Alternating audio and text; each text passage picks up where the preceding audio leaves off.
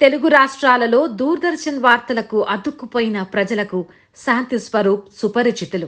ఆయన తొలి Telugu news reader. Doordarshan Telugu వార్తలు చూసిన వారెవరైనా ఆయన ముఖాన్ని, గాత్రాన్ని మర్చిపోలేరు. తెలుగు న్యూస్ మీడియా కమ్యూనిటీకి ఎదురు దెబ్బ తగిలి ప్రముఖ న్యూస్ రీడర్ మరియు తెలుగు మొదటి న్యూస్ ప్రెజెంటర్ శాంతి స్వరూప్ కన్నుమూశారు. హైదరాబాద్ లోని ఓ ప్రైవేట్ ఆసుపత్రిలో చికిత్స పొందుతూ ఈ రోజు ఉదయం తుది శ్వాస విడిచారు. కొద్ది రోజుల క్రితం శాంతి స్వరూప్ కు గుండెపోటు రావడంతో ఆసుపత్రిలో చికిత్స పొందుతున్నారు. శాంతి స్వరూప్ కు తెలుగు భాషపై పట్టుంది.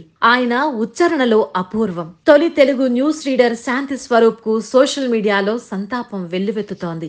న్యూస్ రీడర్ శాంతి స్వరూప్ కుటుంబానికి ముఖ్యమంత్రి రేవంత్ రెడ్డి సానుభూతి తెలిపారు. న్యూస్ రీడర్ గా విశేష సేవలందించిన శాంతి స్వరూప్ మృతి పట్ల సీఎం విచారం వ్యక్తం చేస్తూ ఒక ప్రకటనలో తెలిపారు. దూరదర్శన్ ద్వారా ఆయన చేసిన అంకిత భావం తెలుగు ప్రజలకు గుర్తుండిపోతుందన్నారు సీఎం రేవంత్ రెడ్డి. శాంతి స్వరూప్ నవంబర్ 1983లో దూరదర్శన్ టీవీలో న్యూస్ రీడర్ గా కెరీర్ ఆరంభించారు. న్యూస్ రీడింగ్ లో చెరగని ముద్ర వేశారు. టెలిప్రాంప్టర్ లేకుండా 10 ఏళ్ల పాటు పేపర్ చూస్తూ వార్తలు చదివారాయన. నవంబర్ 14, 1983లో దూరదర్శన్ లో వార్తలు చదవడం ప్రారంభించారు. తెలుగు వారికి పరిచయం అవసరం లేని వ్యక్తి శాంతి స్వరూప్. 2011లో పదవి విరమణ చేసే వరకు దూరదర్శన్ లో పనిచేశారు.